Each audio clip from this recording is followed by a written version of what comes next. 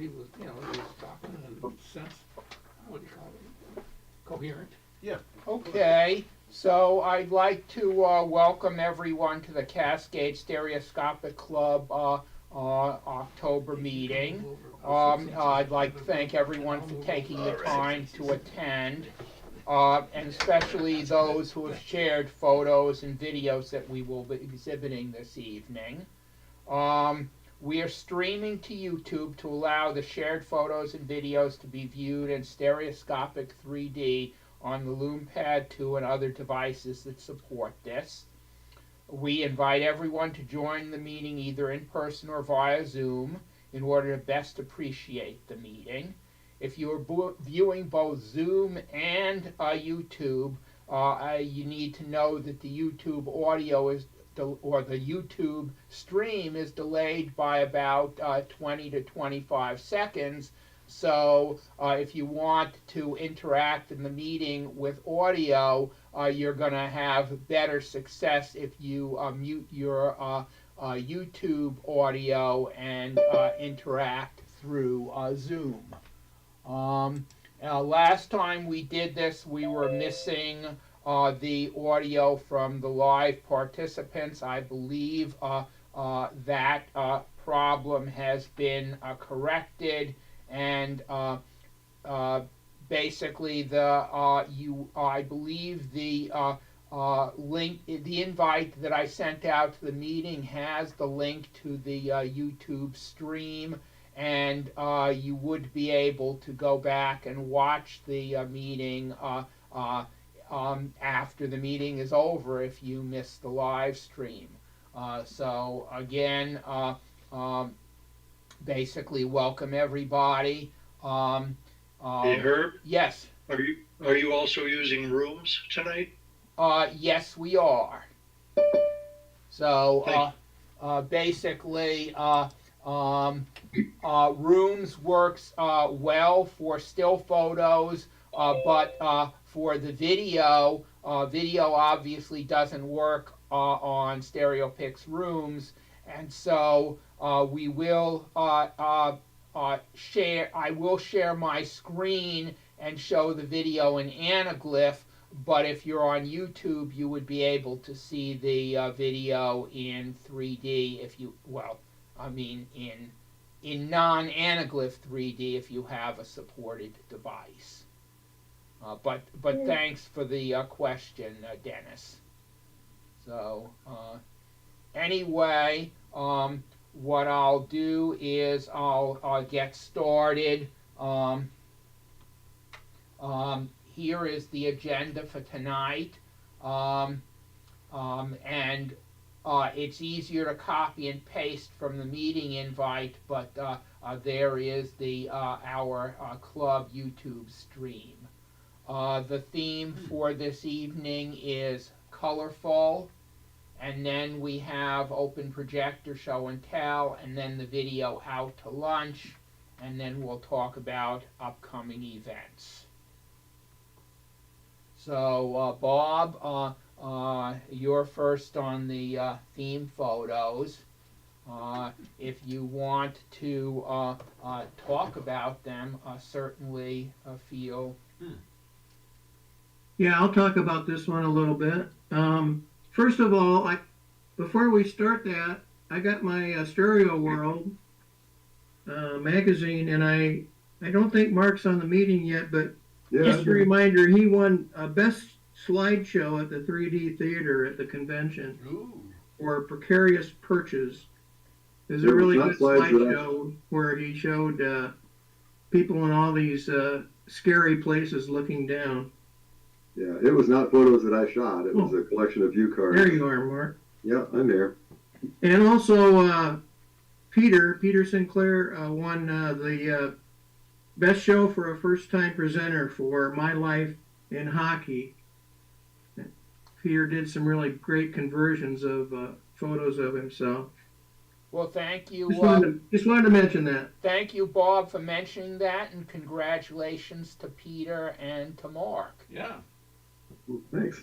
Just some of them were actual 3D pictures, because when I was at CBC, we interviewed some of those guys. That's right. But yeah, all the ones of me were conversions. Okay.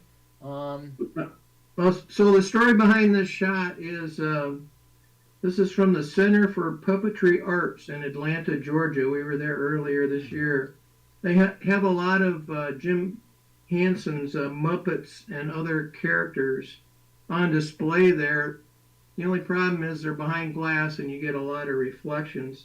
So I took this using my phone, 3D Steroid on the phone. I've been using that for inside museum type stuff lately, since you know that W3 doesn't like low light and you can't get very close. So I noticed, I looked at some of my other photos I've taken with that 3D steroid, and one or the other, the left or the right images, and a lot of them were out of focus, either because the camera didn't focus like I thought it would, or I probably moved the camera because I was in a rush. So I took some of those and I put them into the Leia converter. I took the good one of the left or right and I put it in the converter and converted them, and I was really happy based on my eyesight with how they turned out. So Yeah. just a suggestion if anybody else has that issue.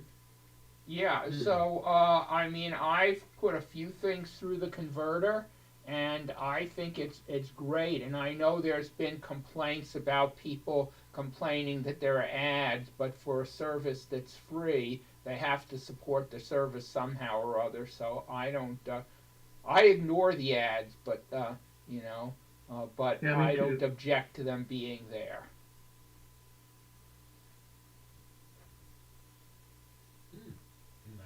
Little story behind this one. I think this is probably Christmas egg decorations. I called it the big omelet.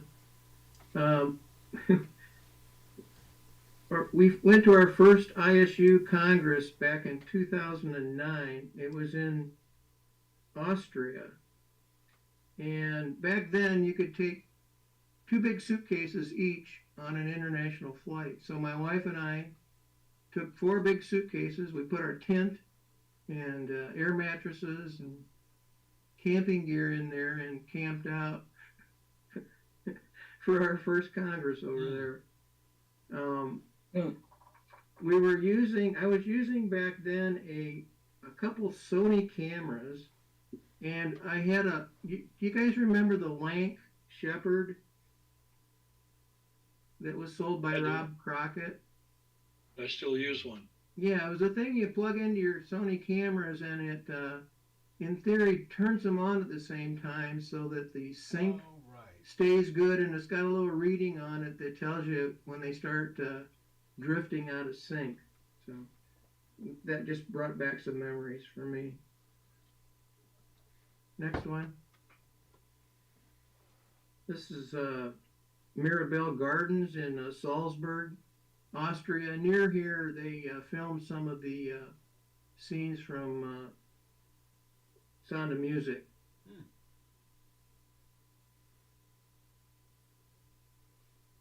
This is just an open air flower market in Krem, Austria.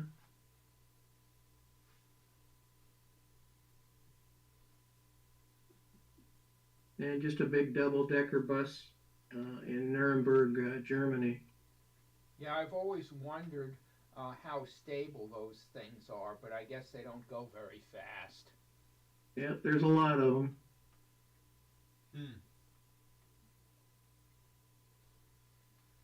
Okay, thanks, Bob. And Yep. Ken.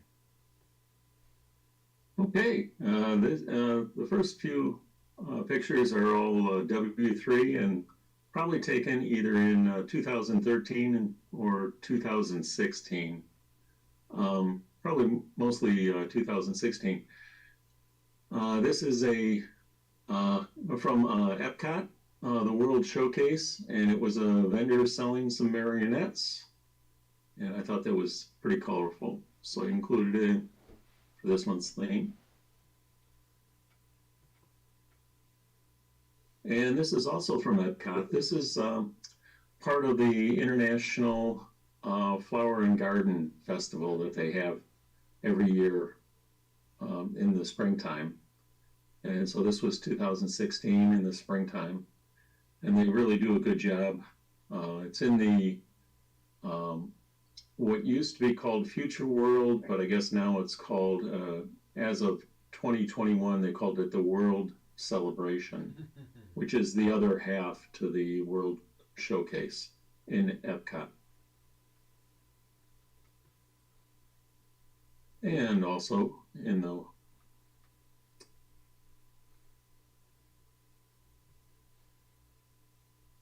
and I can't name the flowers, but the dog's name is Pluto.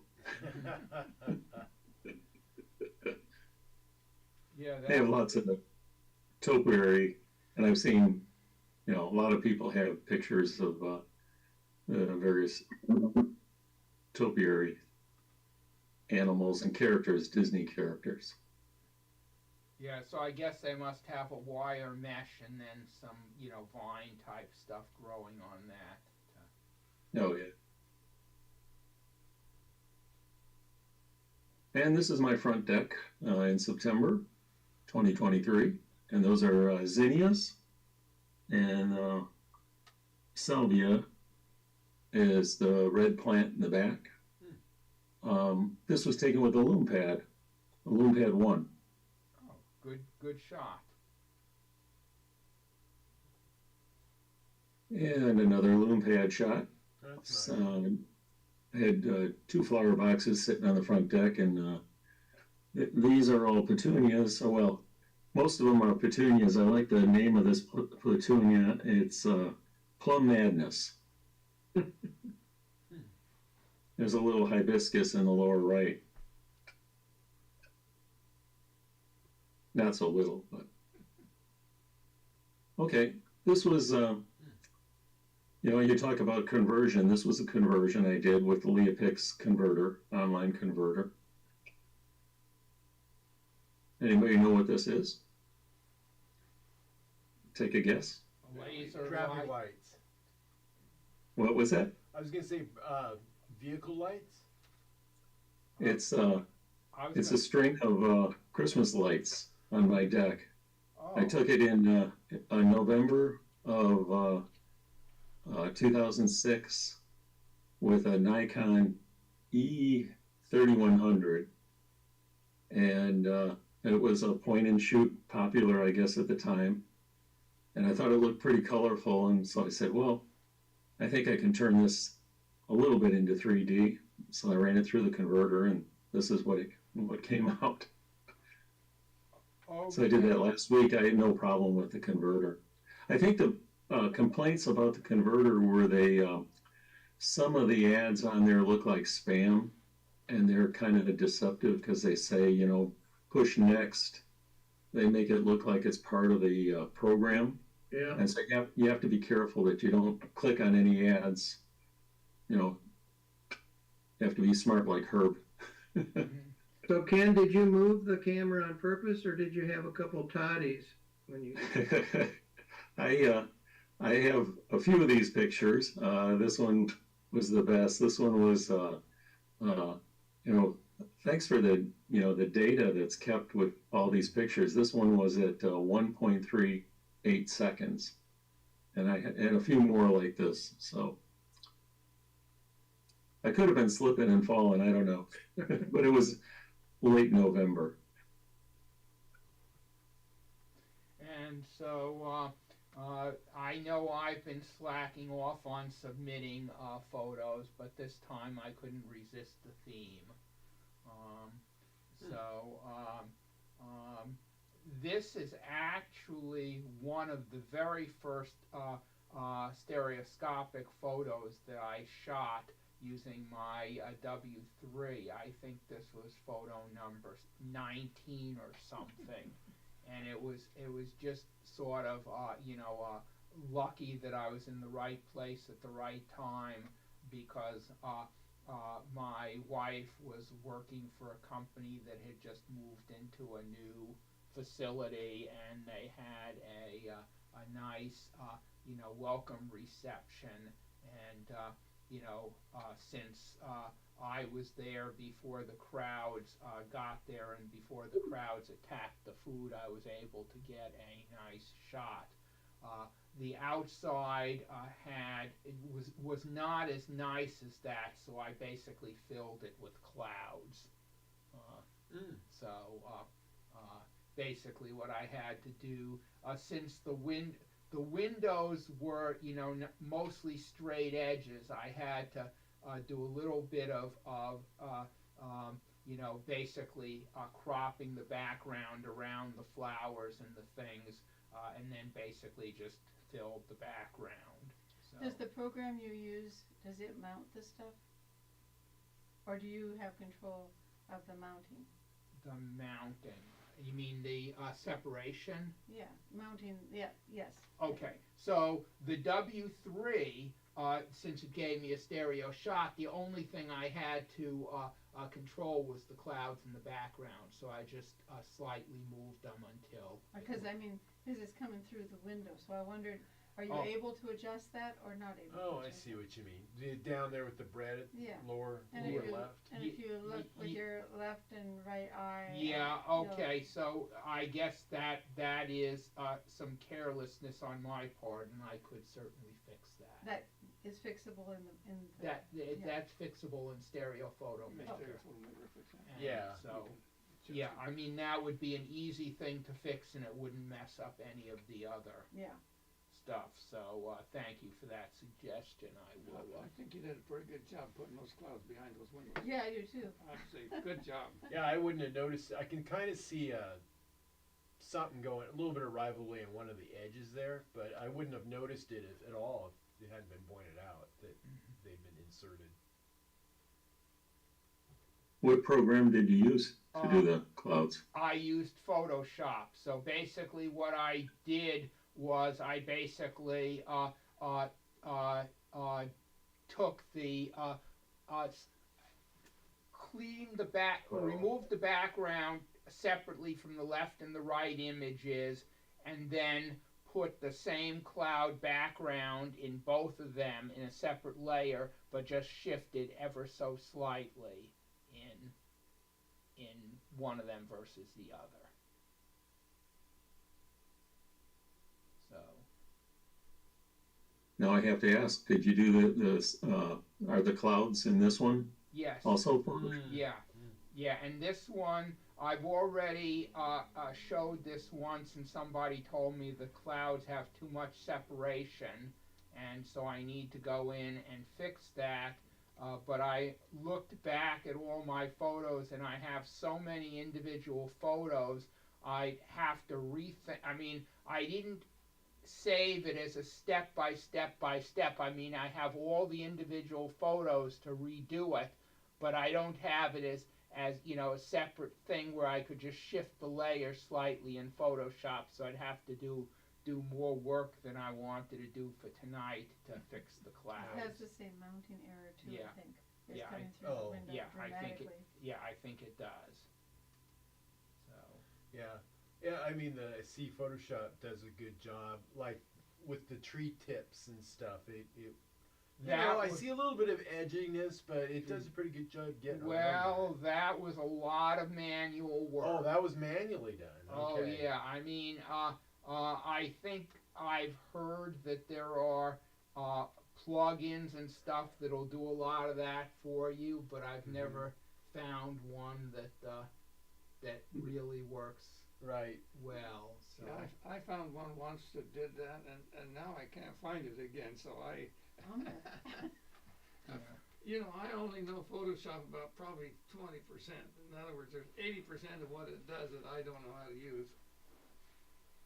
Yeah, for photo editing, Photoshop is my favorite program just because I know it the best. That doesn't necessarily mean it's the best tool, but I sort of know how to use it. But anyway, this photo I really like. It was at Zoo Lights. And I really like the way the silhouettes work in this one.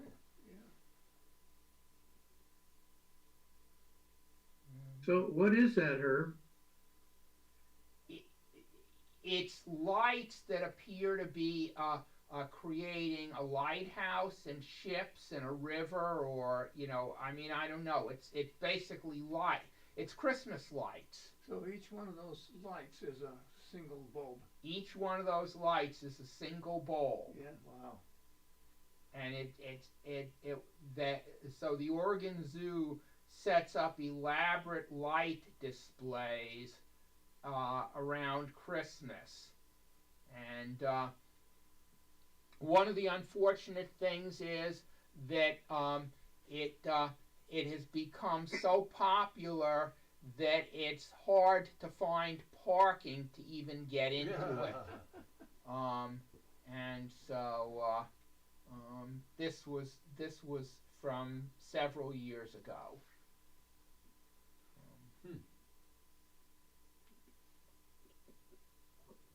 And this one didn't come out as well because I think there were, the exposure was not as fast as it needed to be to stop some of the motion, because everybody was moving.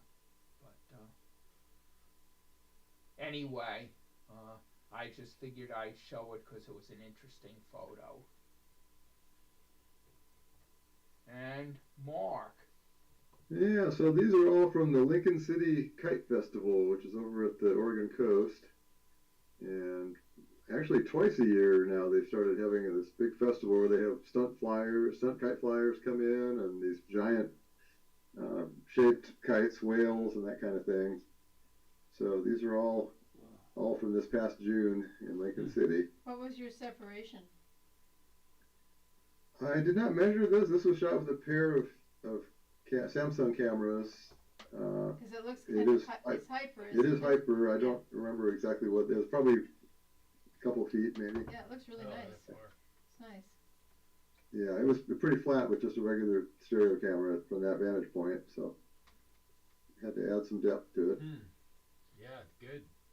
And some of those kites, it looks fairly easy until you actually try flying a kite, and it's a lot more challenging than I thought. Yeah, and a lot of those big ones in the background are anchored to the sand with these big ropes that there must be a lot of pull on those when the wind picks up. Oh, I'm sure there is, because the wind in Lincoln City can get really strong. Yeah, luckily it was a nice day that day with a decent breeze, but it wasn't a gale force or anything. But it was enough to get them all up off the ground, though. Now, are you up on a hill to get this picture? I was on kind of a balcony that was probably a couple, maybe 20 feet up off the sand level. There's a hotel there that had a railing and a nice place to stand. It was a concrete surface, so it was perfect to set up a couple tripods on for some hyper. Yeah, is that the D River there in the picture? Yes. Okay. Yeah, the shortest river in the world. Mark, how do you sync those cameras? There's a cable that Dr. T was selling the cables. I don't know if he still has those or not, but it's a cable that plugs into both cameras' jacks, and they synchronize pretty well. I've never had a problem with them being off to where I would notice a discrepancy. I haven't run any official tests or anything with it, but I've never had any problem, no. Nice.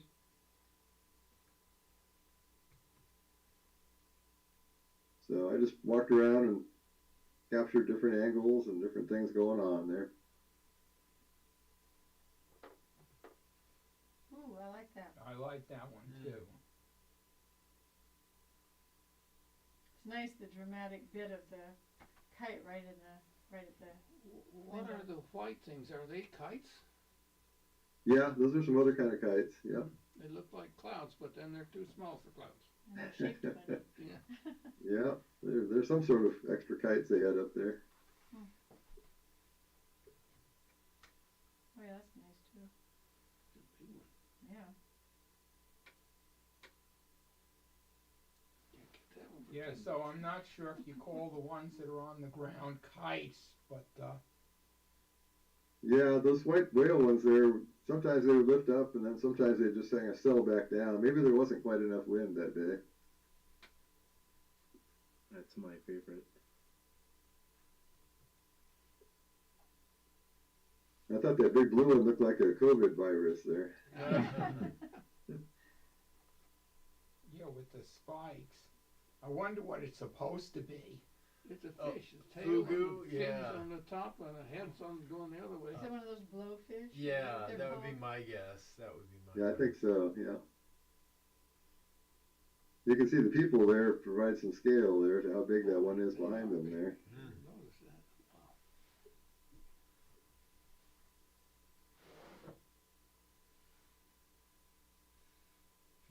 And that's a pretty hefty string or rope holding that kite. Yeah, yeah. That'd take about 3 or 4 people to get it off up into the air.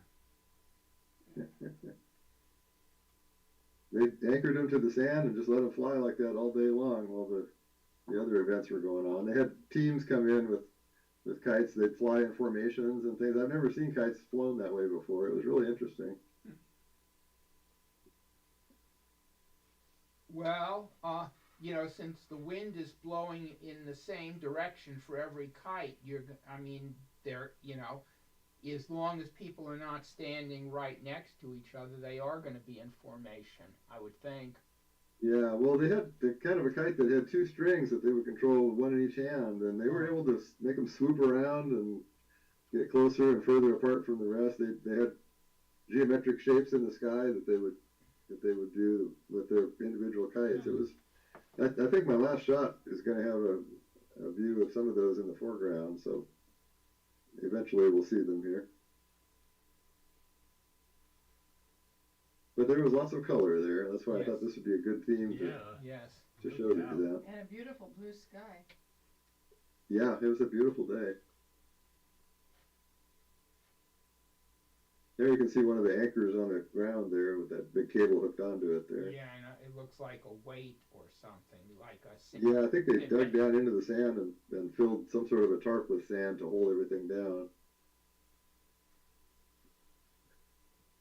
It might be fun to mount a stereo camera or a pair of cameras from one of those kites. Yeah, that would be fun. Until it Take a crashed.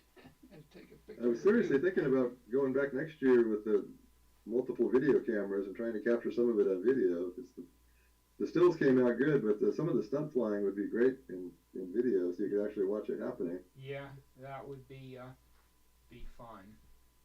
So, yeah, I have not seen as many kites anywhere else on the coast as I've seen in Lincoln City.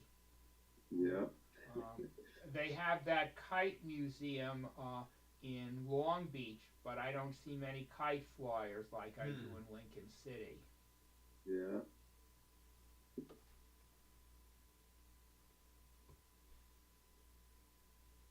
So this was taken with the 2 cameras back a ways. I zoomed the lenses out, and so this is hyper as well. What's the Looks little like thing? they're underwater. Is that little thing a kite? I guess it is. Yeah, everything up in the sky is Yeah, it some sort of a looks- kite there. It's Yeah. just so much smaller than everything else. Yeah. That's the normal kite. Yes, Those other looks like things a are butterfly monsters. or something. Dragonfly over here. There's some good color on the right there.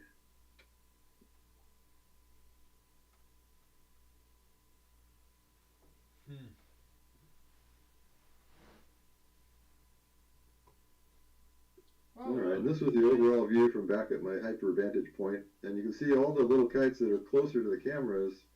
Those were the stunt formation kites that were swooping around, making different shapes, and they had 6 or 8 different people all flying those at the same time, or maybe more, maybe 8 or 10 people here, because each kite takes one person to hold on to it.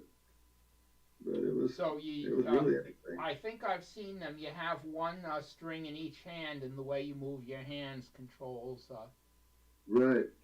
Yeah, but they would, on cue, they would swoop them all in together so they were almost touching in a formation, and then they'd all fly out, and they really coordinated it well. I'm sure they practiced for days and days to get it all just right like that. Okay, I'm going down. You were right, I should have listened to you in the first place. You've always been wise beyond your years.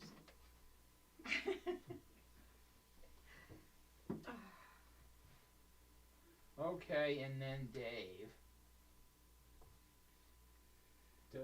Yeah, I had to put 2023 down at the bottom because 2022 we also had a colorful theme, and this is the same lead-in.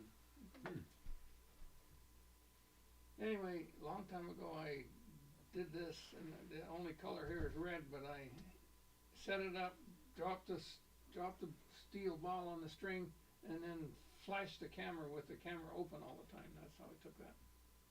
So with a flash is what stopped all the dominoes crashing down.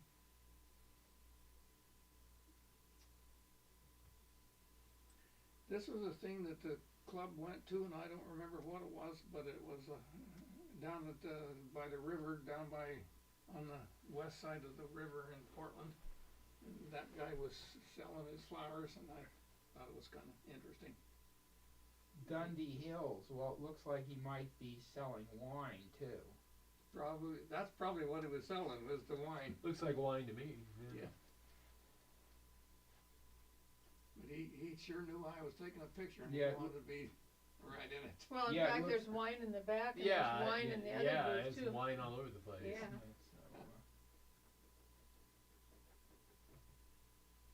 Anyway, this was one of the fairs, one of the times we went to the fair, and I just liked that picture of that guy painting the little girl's face, and there were lots of painted faces running all over the fair. There was 5 or 6 guys, I don't know, maybe 3 or 4 guys painting children for a fee. Yeah, and I wonder how many kids go home and they don't want to take a bath or a shower for a week because. For a week, yeah.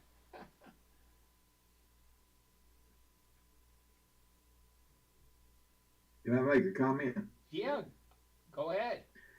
I think if you do that kind of thing again, get it where it shows the little girl's face. You only got the back of her head there, but I think it'd be more interesting if it showed her face as she was being painted.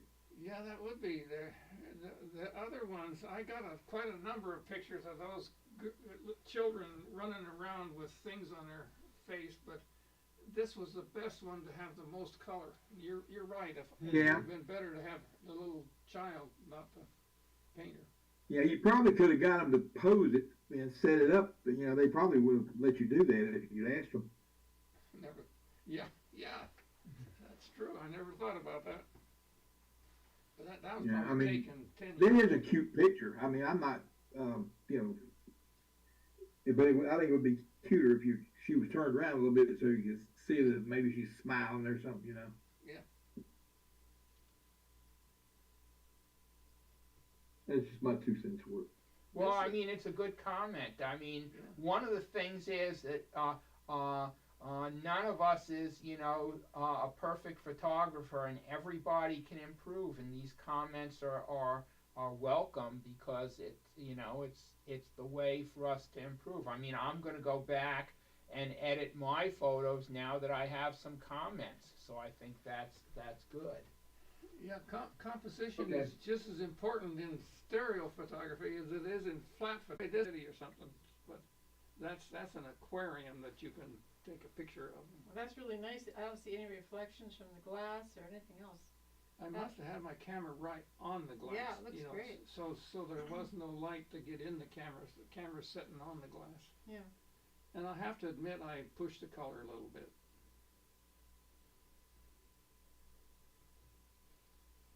This is called, what is it called? Down at Oregon State, I think, or University of Oregon State, and can't think Da of Vinci Days? Da Vinci Days, that's what it is. Okay. And they make these things, and they have to be driven by manpower.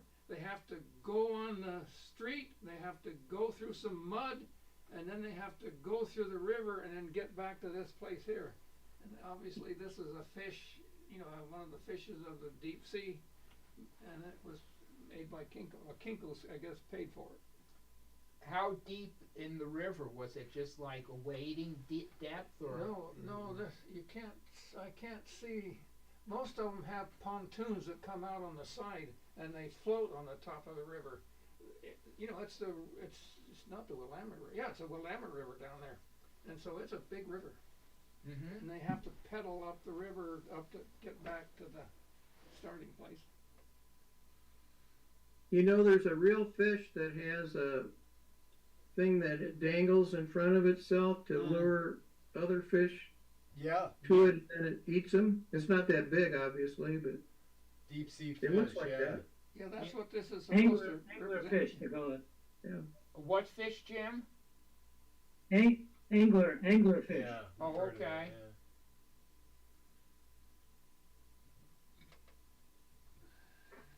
And this is a glass ball that I bought over at the coast that I thought had lots of color and deep thing, and it's only about only about 2.5 inches in diameter, and I, you know, zoomed in real close with it. So, was this with the W3 or what? I'm sure I took it with my Canon camera, one Canon camera, and just moved the camera Okay. about maybe Okay. maybe half an inch or so. Okay. So, like I say, the sphere is only about 2.5 inches in Yeah. diameter. So for close-ups like this, I like my red hydrogen one. Yeah. And And this is that is the CV joint out of my old car that I had that really needed a CV joint, got all frozen, so I took it apart and put marbles in there to be funny. Anyway, it takes a real expert to take that CV joint apart, and I don't know how they figured out how to mill it on a, you know, Wow. to manufacture it. Yeah. But anyway, that's just got lots of colors. This is when we went out to Maryhill and the gorge, and this lady was selling all those flowers that were made out of glass. And I pushed the color a little bit, but I don't know whether she sold the whole thing or you could buy one flower. I bought a little bird that looked like a canary that they'd made out of glass. This is the peacock that was out there, and it was just walking around, and I took a real big picture of it. This is cropped way down.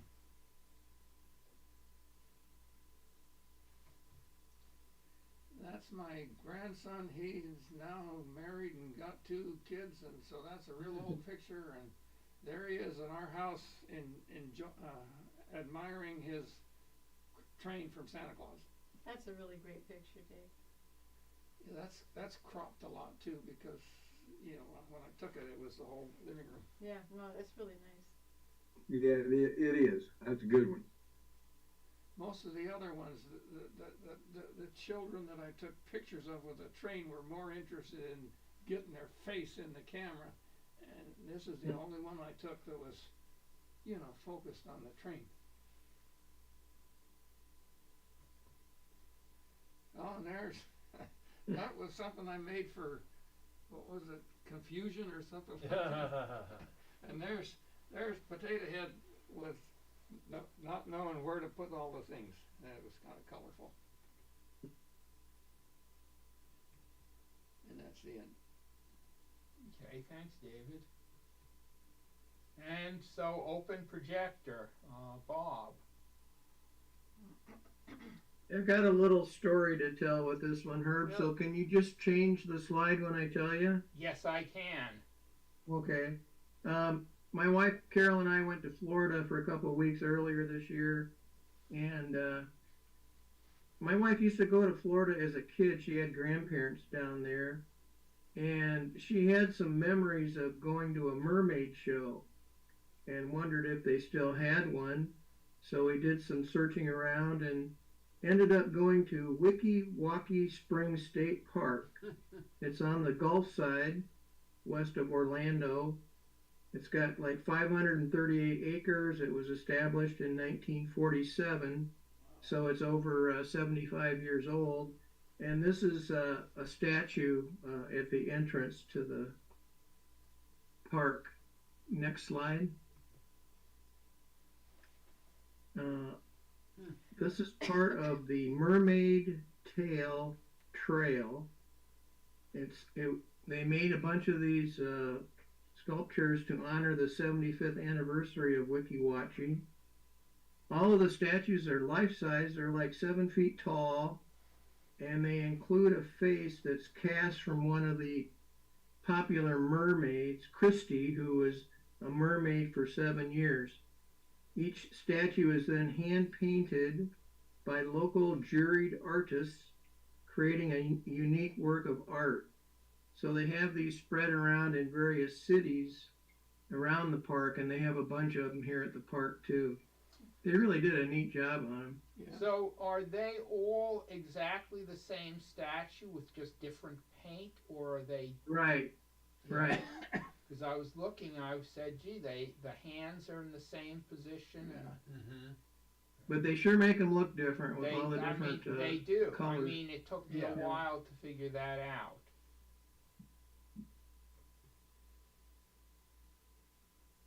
And this is one of the mermaids. I think the white mermaid is like a memorial to some former mermaids. Is she a mermaid? Next Looks slide. like she has legs. Is the white one a mermaid? Yeah, it looks like she might have legs though. It's hard to tell. Or an outfit. Maybe, yeah. So this is a view of a small portion of the spring, and it shows the outside of the theater where the mermaids perform. They started out with an 18-seat theater. It's now 400 seats submerged underground. So this spring is the deepest naturally formed spring in the universe. It's got an average depth of 265 feet and a maximum depth of 407 feet. Wow. The water is 74 degrees, it's crystal clear, and it feeds a 7-mile-long Wikiwachi River. And that pumps more than 100 million gallons of fresh water into the Gulf of Mexico every day. Wow. So what did the mermaids do for show? Well, you stick around and I'll show you. Patience. Next slide. Patience, guy. There we go. Here you go, David. Oh, okay. Wow. This was the first thing we saw when the curtains went up. This mermaid swam up to the glass with her blue tail and her sequin bikini top, and she was waving and smiling, and she swam the entire 30 feet of the glass wall without needing a breath. Jeez. Next slide. So this, I call this the mermaid lost in bubbles.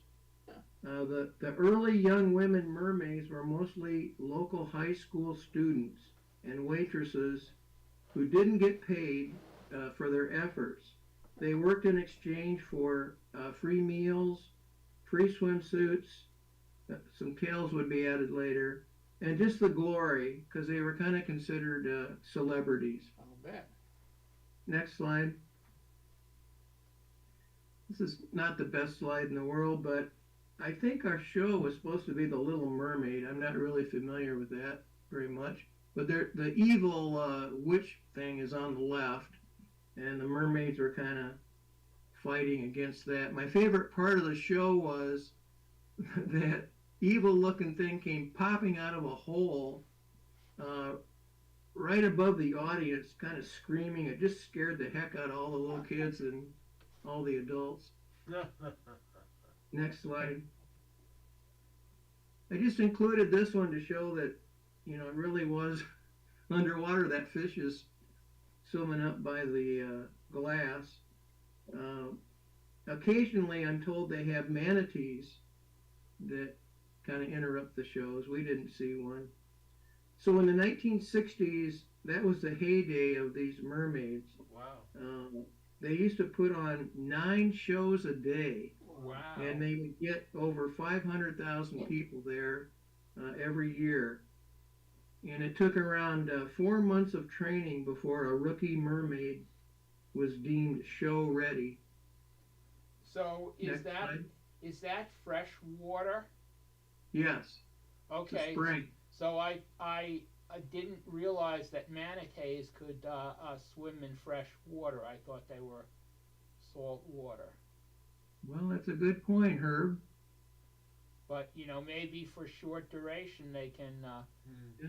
I don't know. It seems Well, like they breathe air, so yeah. Don't they hang out in estuaries? It's kind of a mix of salt plus fresh. Isn't that where manatees kind of live? yeah, I think they like the clear water, the spring-like water. Is that an air hose that the mermaid has, or a rope, or what does she hold? Yeah, on? that's her air hose. Okay. Still be pretty crazy. Well, now I got a question about that air hose. Is that compressed air like from a scuba tank? I think they have a generator that's pumping the air down to them. Yeah, Because there's a lot of people in the show and they all have a hose. But I'm not sure. Well, if you're diving with the scuba tanks, you have to be careful about your breathing because if you inhale off of the scuba tank and hold your breath and go up, you can injure yourself. Get the bends. So you got to breathe constantly in and out while you're, because of the compressed air. Oh. Yeah, I've read stories where these gals would learn how to eat things underwater and drink and do all these strange things. I imagine they probably got it under control. I mean, sure, they've been doing it that long. I'm sure they would have probably figured that out at the beginning.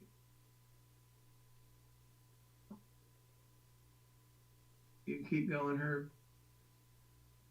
So in this story, I guess this gal the mermaid meets her hero, and it looks like she grew legs.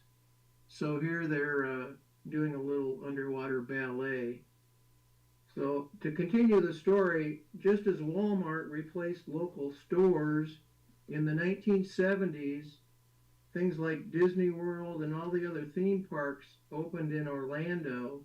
So the Mermaid show began a slow decline, and they faced bankruptcy in 2003. The owners ended up donating it to the state of Florida, and it became part of the Weeki Wachee Spring State Park. So suddenly these mermaids were state employees, so they got some government support as well as money raised from a nonprofit. And they said that early on the state ownership was not always a very good match because management found themselves having to explain purchases of things like bikini tops, tails, and makeup to officials that were used to covering the cost of trail markers and trash cans. Next slide. So here the mermaid came out with her hero in front of us. The W3 didn't really like the low light, but they were dancing, so that's what's going on there. Next one. And of course I had to get in the action, so that's me as Poseidon, the god of the sea.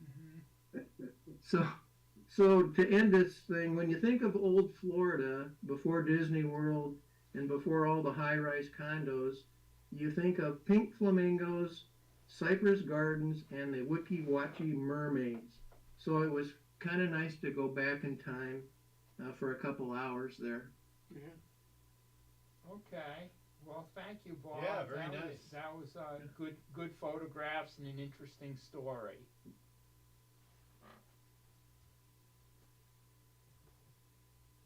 So, Joshua, just some background information. Mark and I met Joshua at the last fireworks shows that we did this past summer, and he casually mentioned that he does some infrared photography in 3D. And he also has evidently a 3D TV that he doesn't have glasses for. And so I've been trying to get him to come to a meeting. Dave has donated some 3D glasses that he can take if he comes to a meeting. But anyway, he sent me some photos. He sent about 18 photos, and I went through all of them, and there were only a small fraction of them that basically really worked, because he had never really looked at them in 3D to see. I mean, he just had a left and a right image, but sometimes there was too much separation. Sometimes they were taken from different angles. He evidently took them,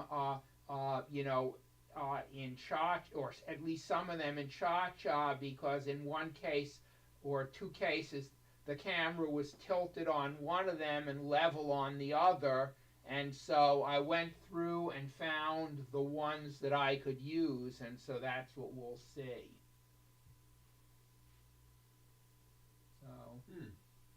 And so I don't know the story behind any of these, but they're just interesting photos. They were all taken at night.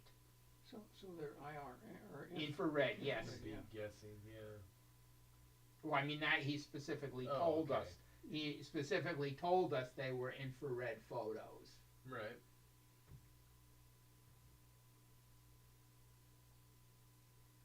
It looks like a Jeep or something in the middle. It probably is. There were other photos with the Jeep in them, but they weren't good 3D. One of the older Suzukis.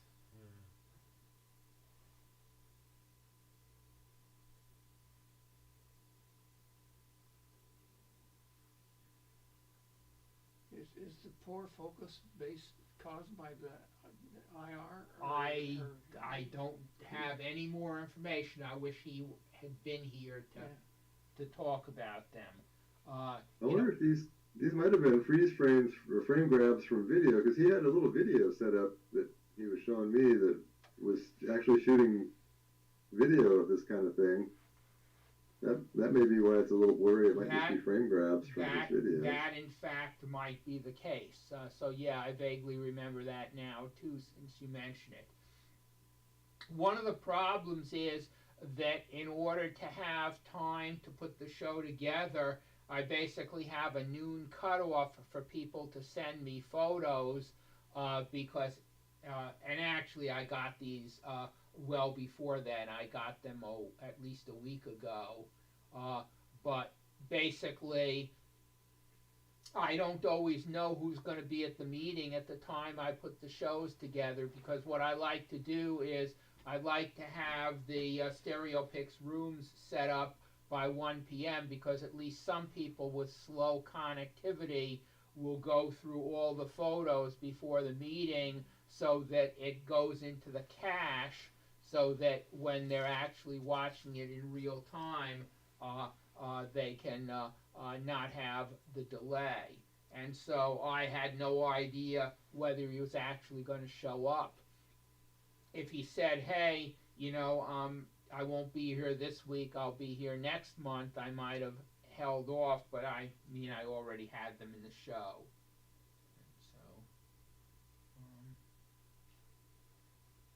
So, two cats. Mm-hmm. Or at least one cat. They're funny, aren't they? They like have white faces. Mm-hmm. Yeah, I think those well, are cats. because their face is probably warmer than their body, so when you're shooting them in infrared. Oh, okay. Yeah, That makes sense. That's shorter funny. hair too. Yeah. I don't know. No, that makes a lot of sense.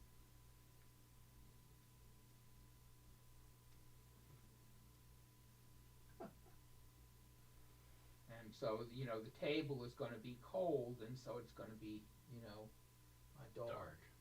And the bars are a little bit warmer, so they were probably still heat from someplace. Well, the bars are probably metal versus wood.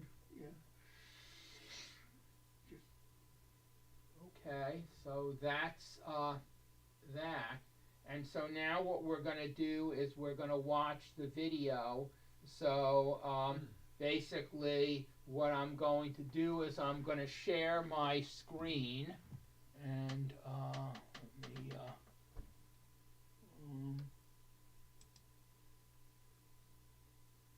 share screen, and I have to share the sound as well, and I'm going to So Herb, I have a question then. Yes. I'm going to attempt to watch this on the YouTube channel, so I need to mute the Zoom sound somehow. Does Zoom have a volume or a mute control somewhere? I know I can mute myself, but can I mute all the sound from Zoom? So that is a good question. I don't know the answer. I assume what you can do is if your computer has a sound volume level, you can probably turn the volume all the way down. But Well, if YouTube I'm going to be is watching coming- YouTube on the same computer though, so I got to have the volume up to hear it there. Yeah, and so that is certainly a very good question, and I don't know the answer. Okay. Does anyone?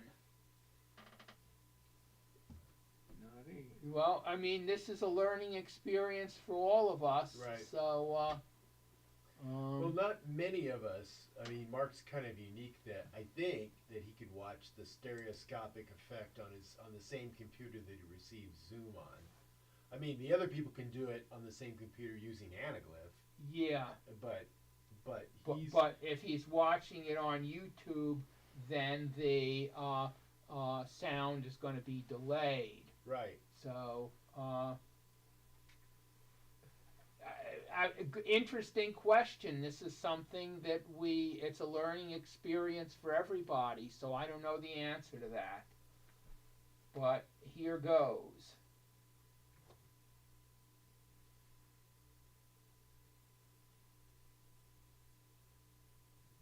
Yeah, we don't have. There's no sound. Let me, yeah. Bang. So I thought that this would have sound. Let me turn on the sound here, and let me go back and see if I can get this all backed up and try again. So Herb, I'm at the YouTube channel and I'm not seeing a window for where that video would be playing. What do I look for here? Is there a way to start the play or? So it's streaming. So I mean, we are streaming YouTube, but I don't know the answer to that because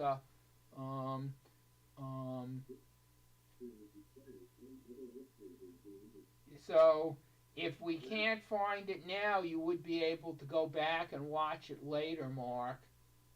But Okay.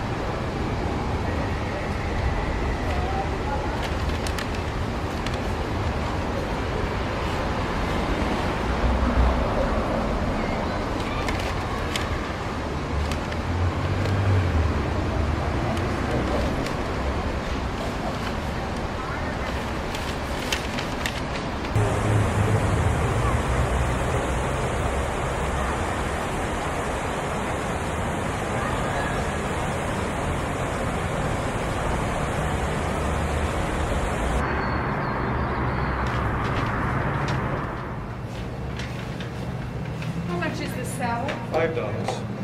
Oh, I'm not sure I have that much.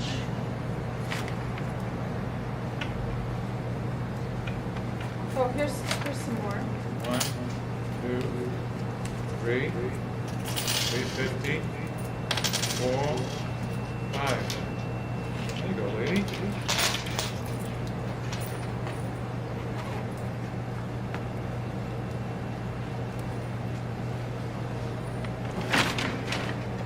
Napkin. Enjoy yourself.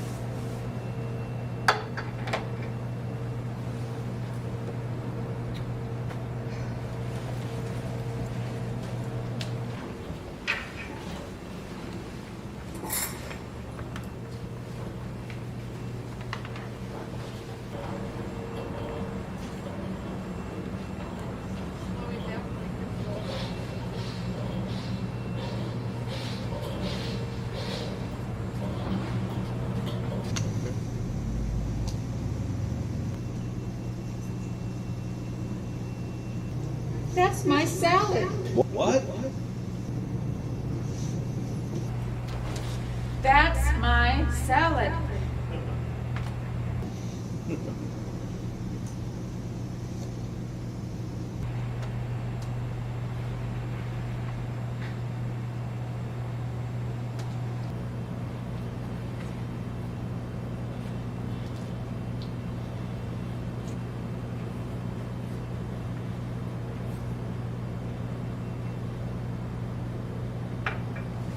Right.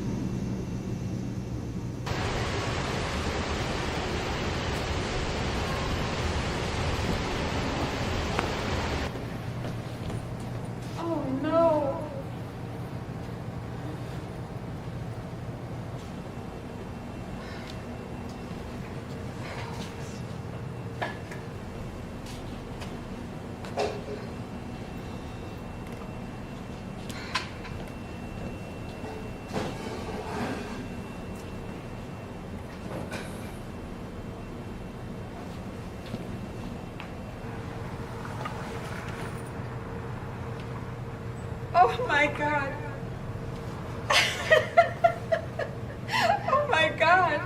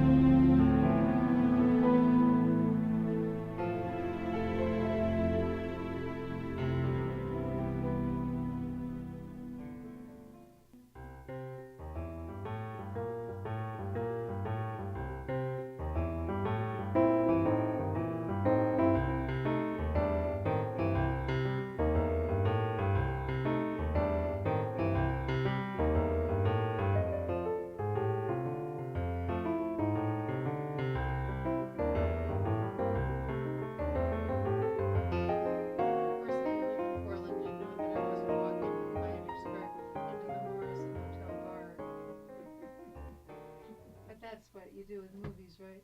Yeah. Who was that guy? That guy was some actor, some local actor. Was that Menard? Yeah. Yeah. And I don't think he ever saw this because when we had it finally all together and everything, they tried to get a hold of him and tried to call him, could never get a hold of him, and he never responded, and I don't think he ever saw it. So he was an actor? Yeah, he just volunteered. Professional. Yeah, well, as professional as you get in Portland. Yeah. But yeah, we had just advertised for somebody to play that part. So how long did you have to explain to him the whole thing? Oh, not long at all. So he took on it. Oh yeah, it's pretty easy. There's not much dialogue or anything. So once he understood the story. But do you understand what happened? Yeah. Yeah. Yeah. I mean, you know, you don't quite always understand until you see the second salad and the second and the bags there. But she sat there eating some more homeless guy's salad. But yeah, in the original, the one that was done in it took place in Grand Central in New York City, and the woman is more sophisticated looking than me. And she came in, and there's this rush and the flapping times for the trains and lots of people, and she drops her thing like that. And there's all kinds of people and riff-raffy looking people, and lots of them black because it was done many years before. And so in that one, the man at the table was black. Well, we felt that was too dated. We didn't want to do that. But we wanted him to look menacing somehow. And then this guy, you know, said he'd do the part, and he had all those tattoos, and he's a big gruff kind of guy and everything. So we thought he'd work out okay in it. But the guys couldn't hold the camera steady enough walking backwards when I was walking forward. So they borrowed this cart that they use there at the restaurant for dishes or something, and it made a ka-thump, ka-thump, ka-thump, ka-thump as it rolled, which was... Only you would notice that. Yeah, I definitely noticed Yeah, well, it's there. I saw it, I never noticed it. Anyway. Oh, and we ate tons of salad. They kept wanting to get this angle and that angle and all this, and they had to keep bringing us more salad to eat while we were doing this. So it was fun to do. Well, thanks for the enlightenment, because basically, you know, I had seen the thing many years ago, but I didn't know all the story behind it. So thanks. I think that other one, it was made in the 50s, I think, and it's a similar title too. We changed the title just slightly. Lunch Date, I think it's called. Okay. But I found it before on YouTube. Of course, it's not 3D, and it's black and white. It's worth look for it. Yeah, it's worth looking at just to see it's the same basic plot, but we had to tweak a few things. In the 50s, yeah. Yeah. And in fact, since we were modeling it so closely on that, I was going to get permission to do it. Well, you know, that's hell, trying to figure out. And so I got a guy's name who'd done it. And then I tried to figure out how do I find this guy, and I actually made some efforts to do it. And then finally somebody, I have a feeling it was Ron Creasel, said, you know what, let's just do it. Who's going to see it anyway? So we just did it. And I mean, and I suspect that if there are enough differences, you know, what are they gonna say? Well, I guess that what they could do is tell us not to show it anymore, and we just wouldn't show it anymore. Yeah, right? cease and desist kind of a thing. Yeah. I don't think we were much threat to them. No. Was that an amateur production or a professional production? The one that I'd seen, I saw it on NPR or something. I saw it on OPB on some special short subject film thing. It had won a short subject film contest. Oh, okay. So it wasn't unknown, but it was from 1955. So how many people would know by now? Right. Anyway. And that was the spur, that was the idea, and we batted around a lot of things, we kept coming back to this idea, because it was simple, the locations were relatively simple. I think, no matter how good you were, I think Bob made a good cook. Yes, was he looking over there?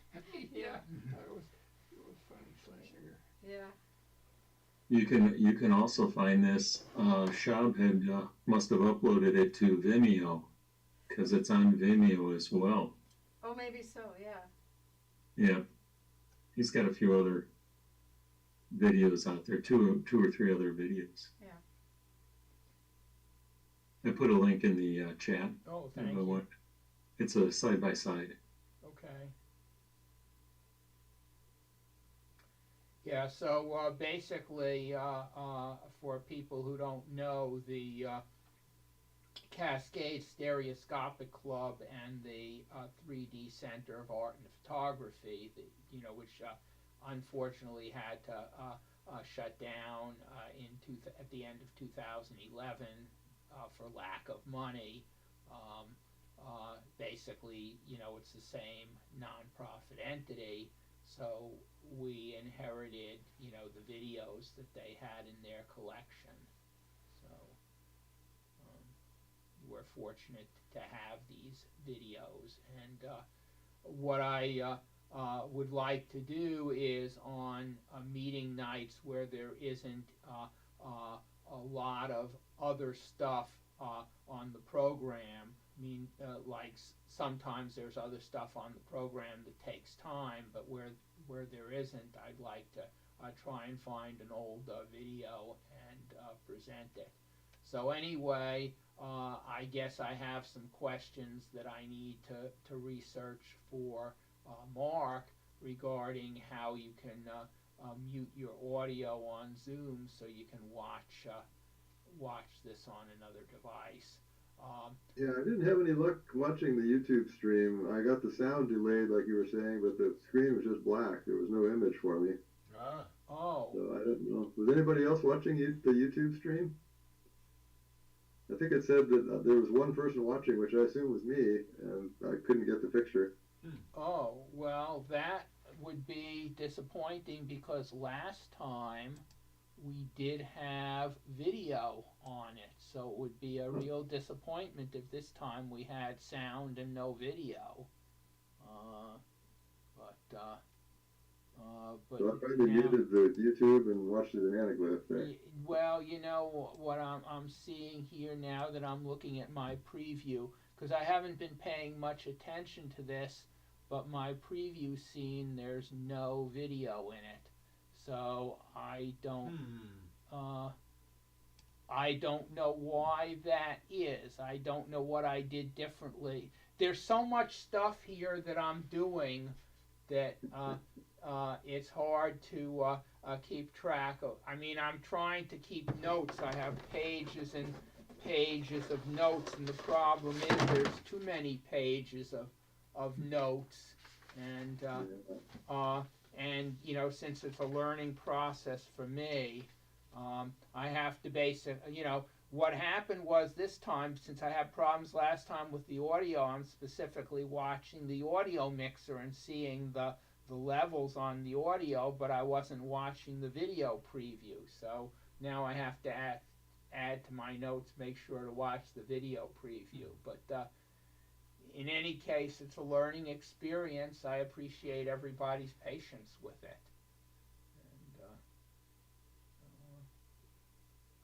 Hopefully next time, two different mistakes the first two times. Hopefully next time I won't make either of the same mistakes, and then we'll have both audio and video.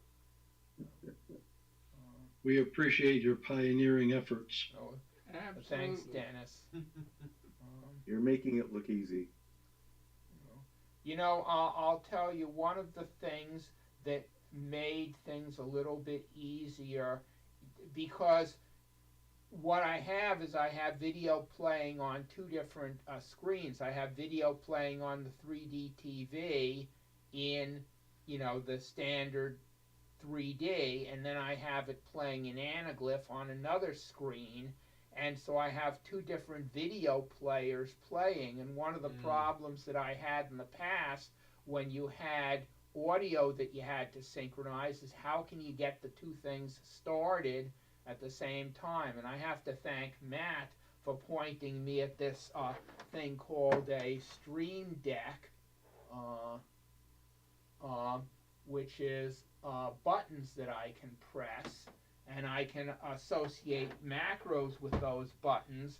So now what I've been able to do is start the two video streams basically at the same time, or within, you know, probably a fraction of a second of each other, so that the audio is synchronized.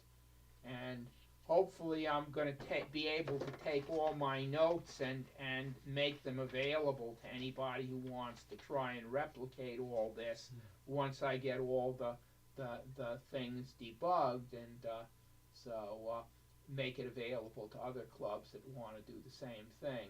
So basically when people like Mark come in with questions like how do I mute the audio, questions that I hadn't thought about, now I can do some research and hopefully have some more answers. So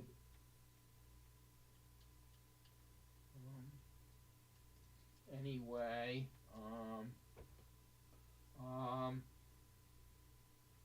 so what I want to do is take a few minutes and talk about the upcoming meetings. The November meeting is we'll try again to live stream to YouTube.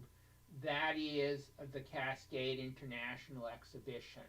So the entry deadline for that, I believe, is coming up in 2 weeks. And then the judging for that, maybe it's, let's see, it's actually, the entry deadline is coming up in 3 weeks, and then in 4 weeks is the judging, and then November 27th is 5 weeks from today, we will actually exhibit the results. So when we do the exhibition, normally we show our theme photos first, but for the month of the exhibition, we show the exhibition first, and then we'll show the theme, which for next month is contrast, and then open projector show and tell.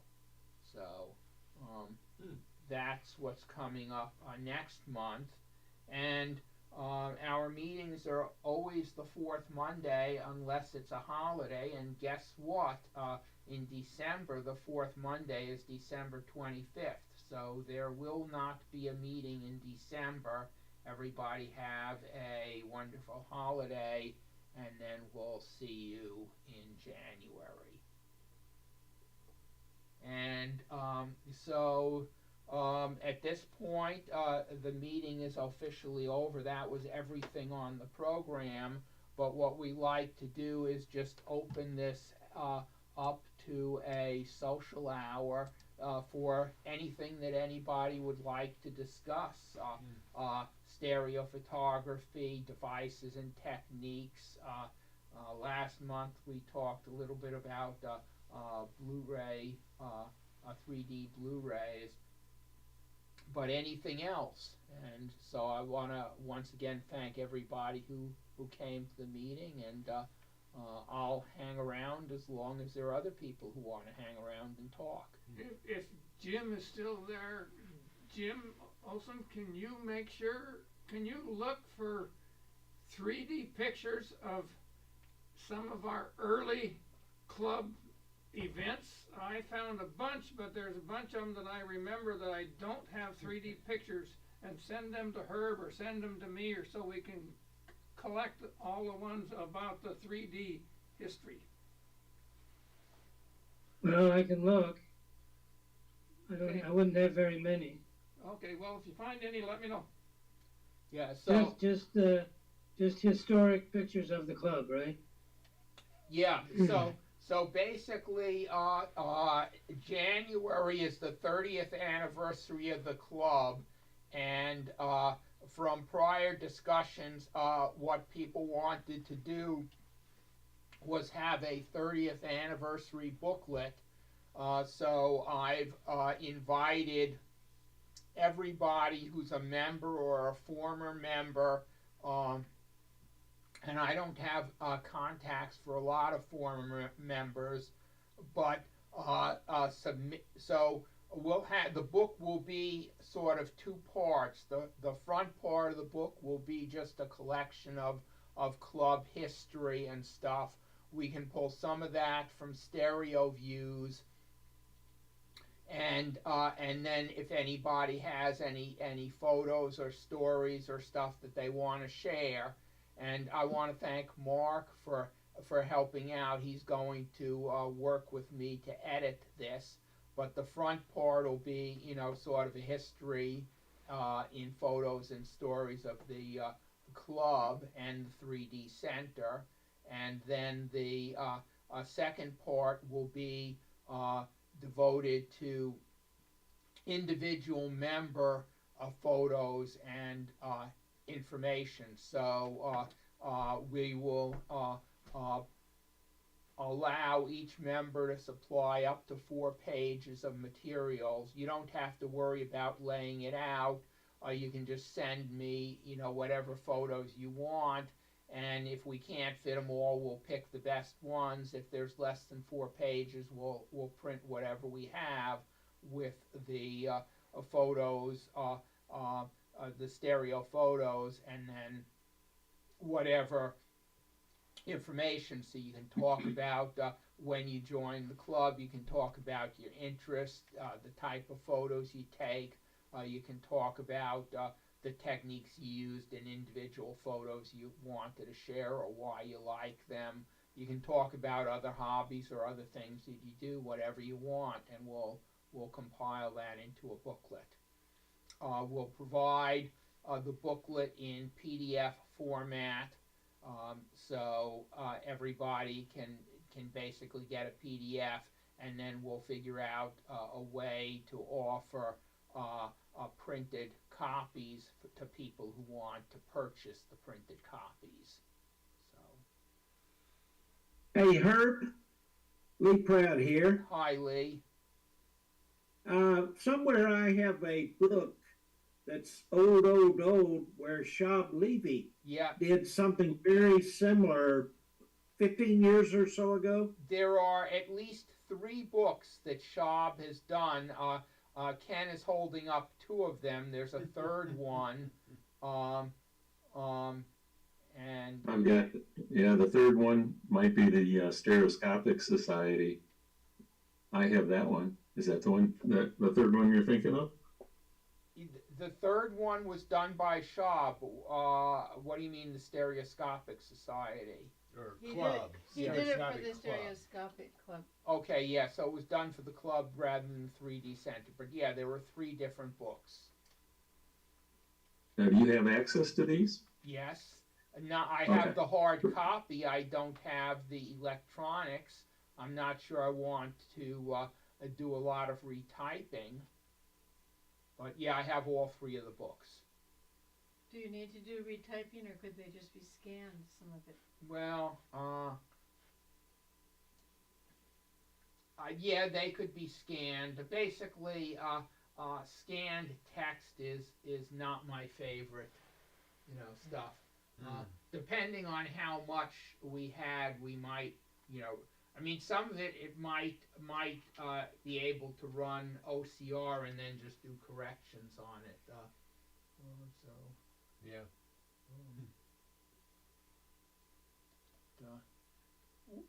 We'll figure out how to do it, but we want to, try and get the material. I'm not sure what's the copyright status on those things. Could we reprint it or? Oh, sure. Yeah. There's not gonna be any problem with that. Okay. Remember Kim Cipher? Yes. What about it? He told me a few years ago he was too busy with the Rabbit Club to do our club. Yeah, I went to his house once and he had 2 rabbits in his house. The Rabbit Club. Pets. Well, hey. Anyway, it might be fun to make contact with him.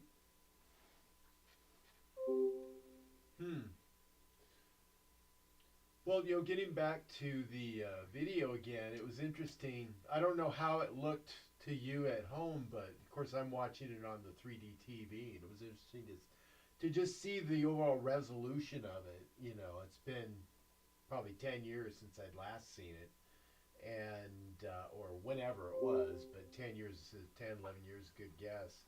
And I remember Bob, who played the chef at the restaurant, had talked a lot about the W3 having 720p video capability. He was experimenting with that. So you kind of see that. It was a little bit soft.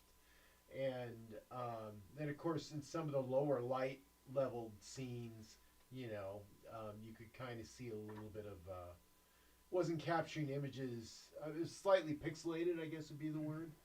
And I found myself wondering, I wonder how, do we have that video elevated? I think, remember Elevated, about the girl and the clown, or there was a clown in the elevator? Elevation? Oh, the one in the elevator. There's one called Levitation and one called Elevate. I don't remember. Yeah, we have. I mean, so essentially, one of the problems is that many of the videos from the 3D Center are exe files, Windows exe files. And so Ron and I spent some time years ago figuring out how to capture the video off of an exe file and turn it into an MP4 file that we can then play. And so I have those notes, and so I can go back and try and do it. Basically what you have to do is you need a screen that's at least as wide as the combined width. So if the videos were 1920 by 1080, and I don't know whether any of them are, or whether they were 720p or whatever, you need a screen that's at least twice as wide so you can play it as a left-right video on a double wide screen. On a double wide screen, and then capture it. In other words, just run a screen recording software to capture the video and the audio. Now this TV is since it's 4K, it's 3840 wide. So in other words, if I played a 1920 video side by side, it would basically be half the height of the screen, the full width of the screen. I could record the screen, then I could crop the video down to 1920 or 1024 by 38, whatever. Right. Okay, so that I had, a side-by-side video, and then I would be able to play that. Right, and they have ultra-wide screens now, or monitors now. Well, right there. Oh, you with that? Then I'm thinking I have seen these really wide and not narrowly wide. Okay, but if it weren't exactly so. If it weren't exactly 1080 wide, high, then you'd still have to do cropping. Because when the thing plays, there's going to be black bands on the top and bottom, and you're going to record those black bands, and you would need to get rid of them. So unless it happened to be 3840 by 1080. Yeah. We need a virtual monitor. Well, if there is such a thing. There are virtual monitors, but trying to set it up so that, you know, it might just be easier to crop the video after you record it. I mean, but it's a project to go back and so. All right, yeah. Talking about video projects, the LA Club within the last 3 or 4 weeks put up a video, and I think not ready for bed, but I'd love to. David Pinsky, Susan Pinsky, and David Starkman, a couple of their videos went up there, and one of the ones they put up there was the Highway USA from 1948.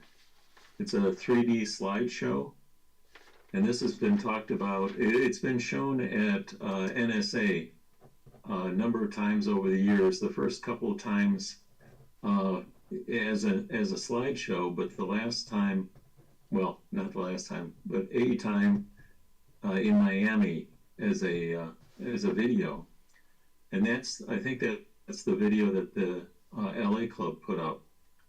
It wasn't in a format that I could watch on my 3D TV. It was just parallel, and I converted it to side-by-side half, and I put it up on YouTube. I cleaned it up a little bit, and I shared it with David, who's on now, and David noticed that the audio wasn't synced, and so he corrected that and sent me the copy. So I replaced the copy that I put up, but I can put that in the chat if anybody's interested in it. Oh yeah. I have a copy of Highway USA. The story on that, it was originally large glass slides, and it was converted over by, I think, Steve Hughes. It had, the famous guy who used to, the rest of the story was the announcer. I've got all that information in the description for the video.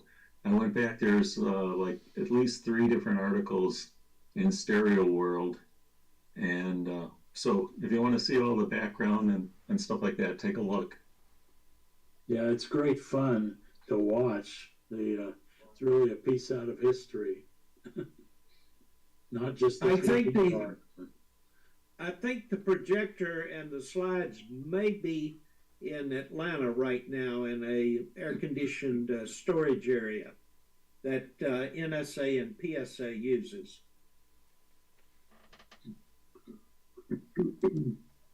I've got a question about W3 usage for any of you W3 experts.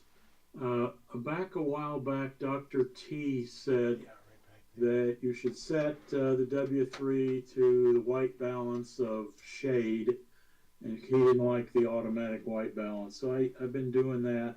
It seems to be okay for outdoors, but I recently took a bunch of indoor pictures, and of course now they come out yellow. So I want to go back and change to the auto white balance. Do you guys find that that's useful for most situations?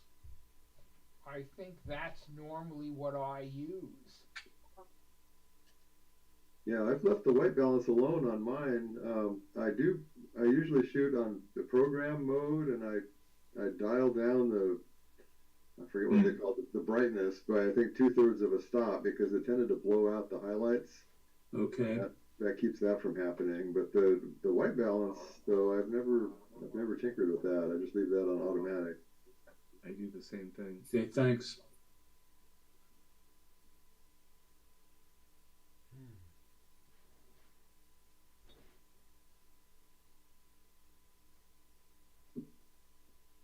You said that you got that from Dr. T. Was it Dr. T? Yeah, it was either a post in Photo 3D or the Fuji 3D Okay. forum way back. I mean, I just went back and read the old ones. And he also mentioned setting exposure down either a third or 2/3 of a stop. Interesting. Yeah, I've got a couple of DVDs that I bought from Dr. T, and I'll see if he has any information on setting it up, and maybe he has some more details about it that he didn't include in a post or something like that. You could always, David, you could always ask that question in the Photo 3D group, because I'm sure Dr. T would be happy to respond. Yeah, I might do that.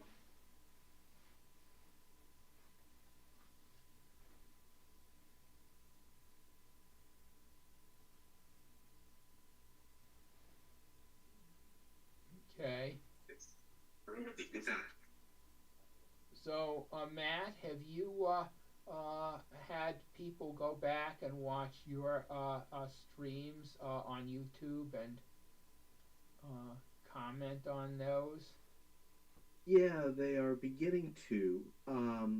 We have a policy, since we're also just sort of starting out with live streaming our slideshows on YouTube, that we only keep them up for a month. And if you haven't seen it by then, you're out of luck. And I think some of our members just weren't comfortable having their taken apart by us critics forever. So we compromised on that. And we'll probably revisit that. We do have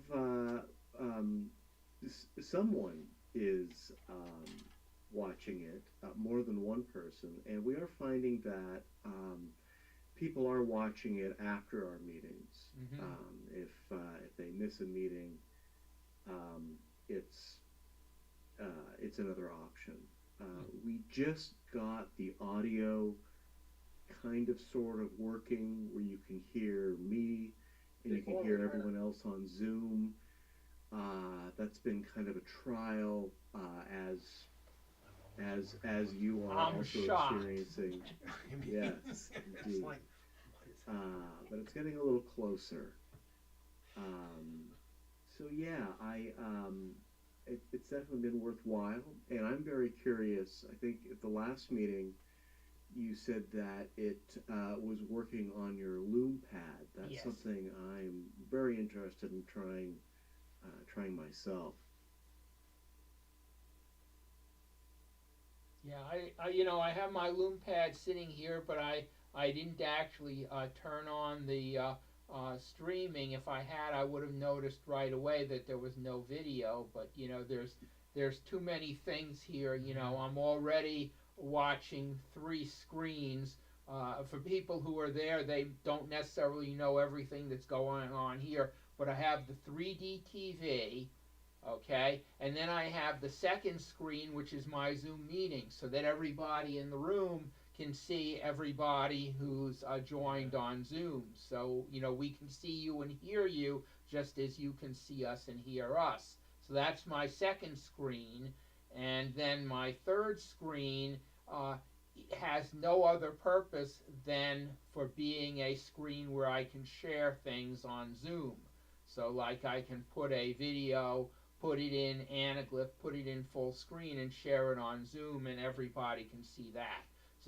So there's already 3 screens here, and then to try and watch the Lume Pad at the same time, and also keep track of the Stream Deck, and also keep track of my participants window in Zoom so I can be admitting people.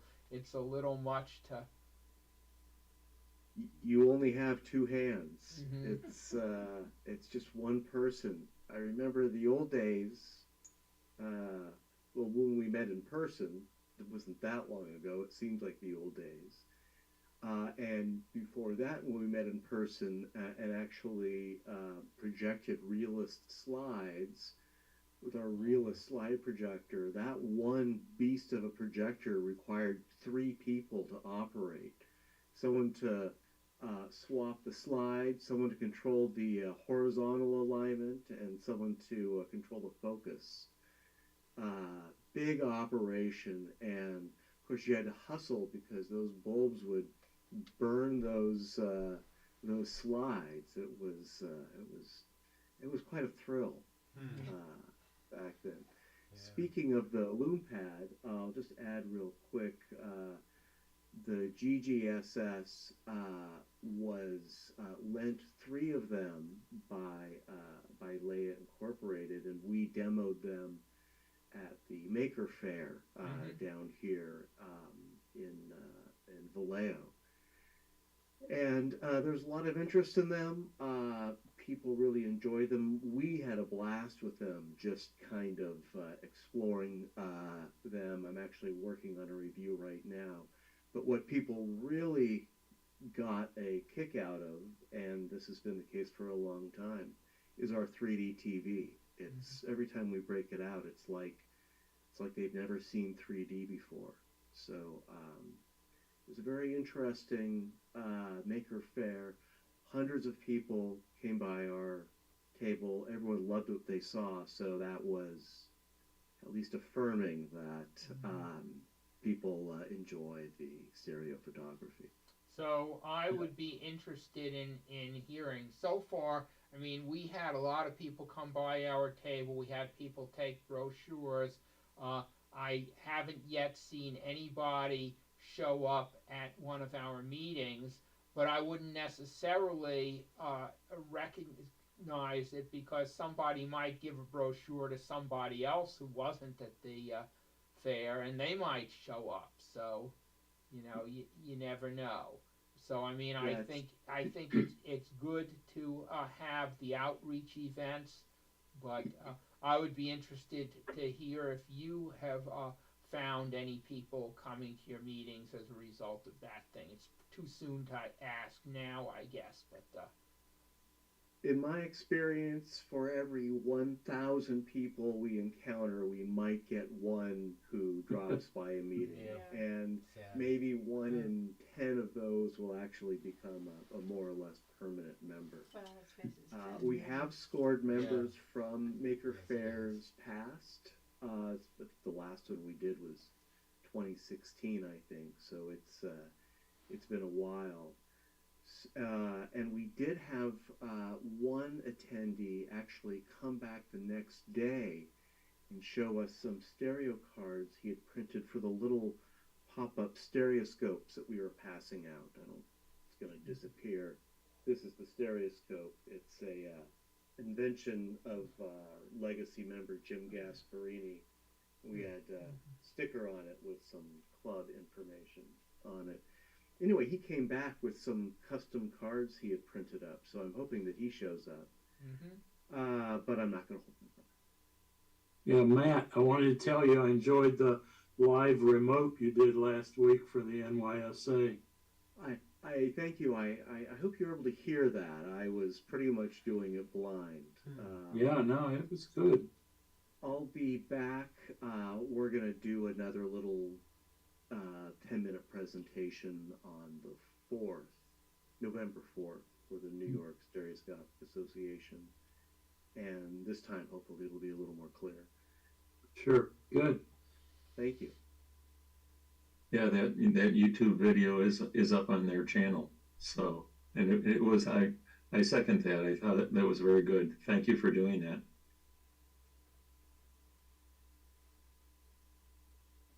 And if nothing else, we had a lot of people enjoy our stereo photography. We had a looping slideshow of, I think, 200 plus images. So it's good to get it out there. Yeah, I guess the only improvement that I saw for the live remote would be if you had like a headset or something, then we could hear you when you were in the noisy environment. That's really what I needed. Yeah, I agree. The whole thing was kind of spontaneous. We certainly planned for it, but of course I was also distracted with other things. No, it was good first attempt, A certainly. little bit.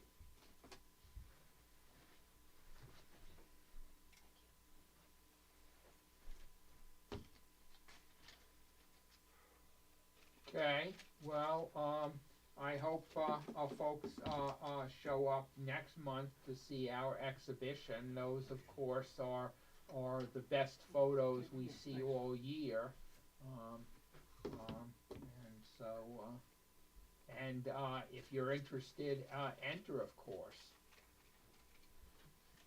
I still got to get that email out, but I'll do that this week. Okay. Yeah. to our prospective entrants.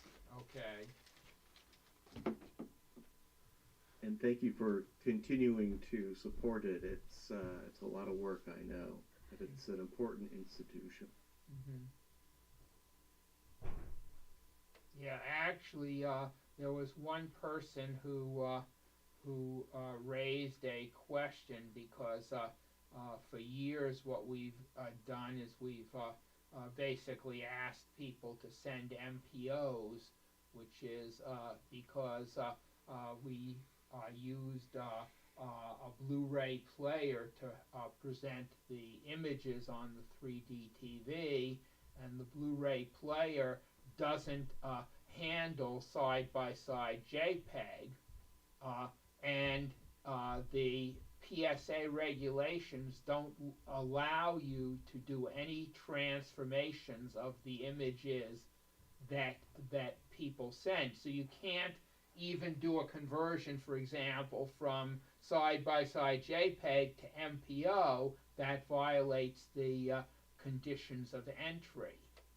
So, but basically, his comment was, well, no other clubs require MPOs, and so I didn't know if other clubs have either found a better way to handle things, but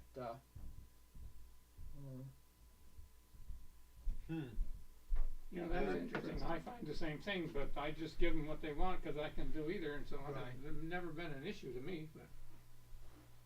Right. Yeah, I would say, I mean, I think the issue's settled, but I would say it's like we just don't. Not only, I mean, even if the PSA didn't care, I mean, we could always just say we just don't want to convert them. Yeah, well, you know, I mean, how many? I know you can put them through Stereo Photomaker and do it. Well, the issue is, you know, Mark has experienced problems where, you know, when I convert images. Oh, right. You know, in other words, you wouldn't want to mess up an image. In other words, unintentionally in the exhibition. So. Right. Could be a problem. Yeah, you had a problem with one of mine based on how it was interfaced, but yeah, you're right. So, in any case, just one of the many more fun things we deal with in putting together an exhibition.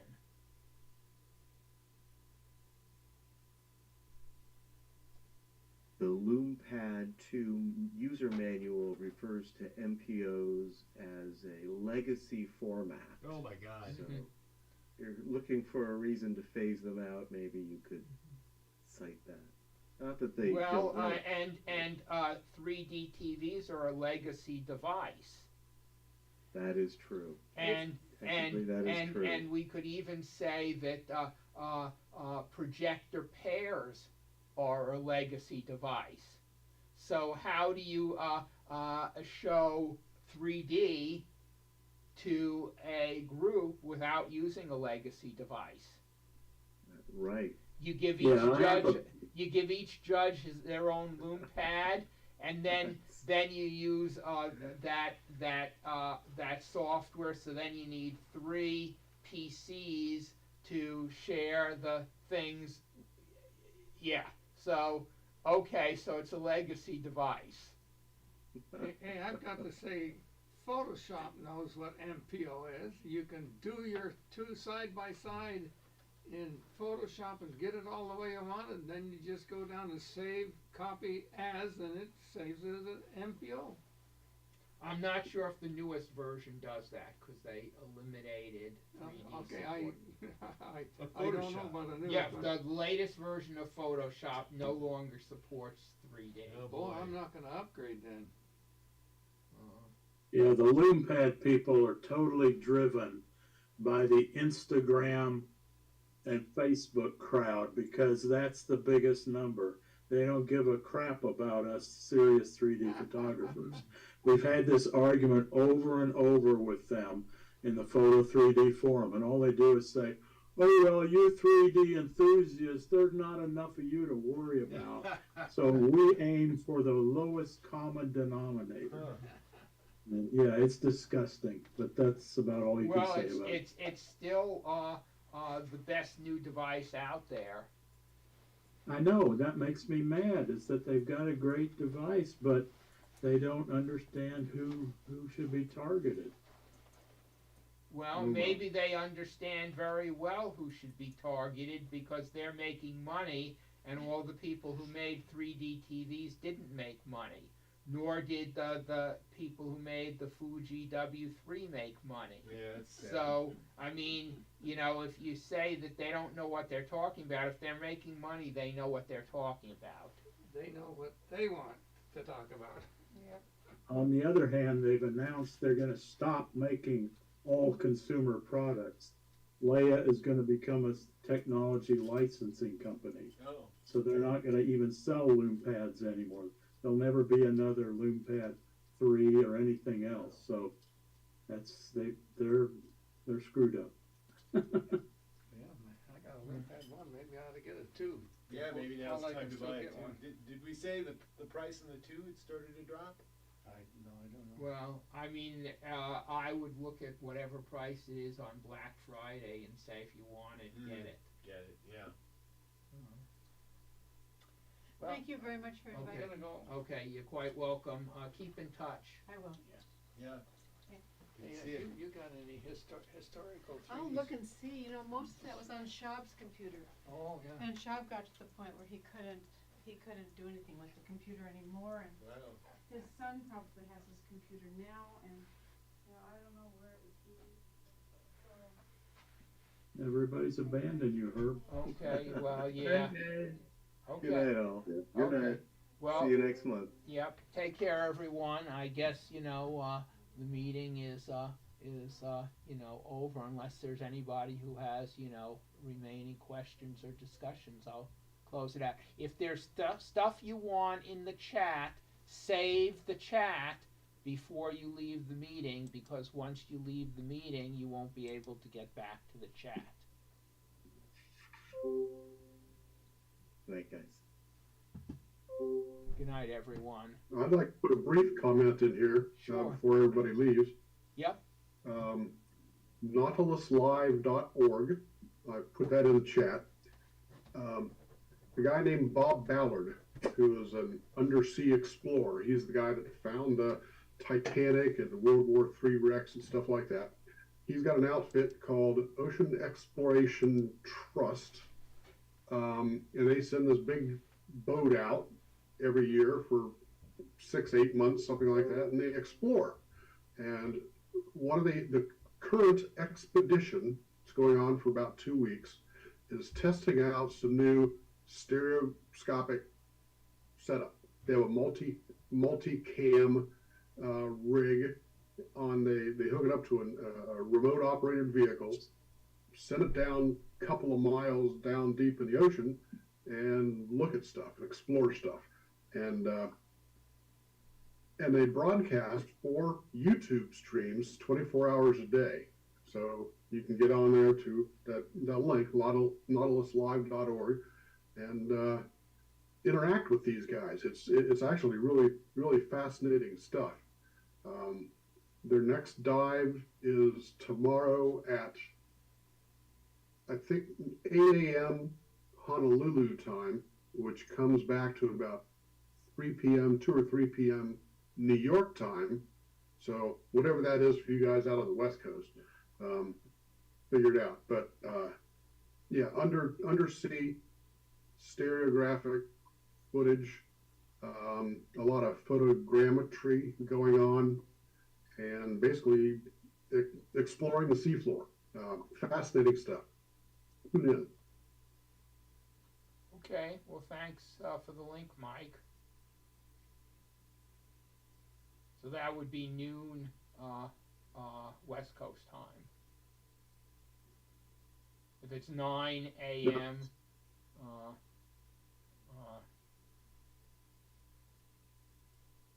These dives go on for many, many hours, 4, 5, 6 hours. So, tomorrow afternoon, just hop in, just see what they're doing. And again, they're going to be underway for about the next 10 days. So, sometime in the next week or so, check it out. Okay. You might enjoy it. Yep. Thank you. That's all I got for tonight. That's pushing midnight for me, so I'm heading out. Okay. Good night, Well, guys. thanks for joining. Hope to see you next month. Will do. Good night, everyone. Good night. Good night. Recording stopped.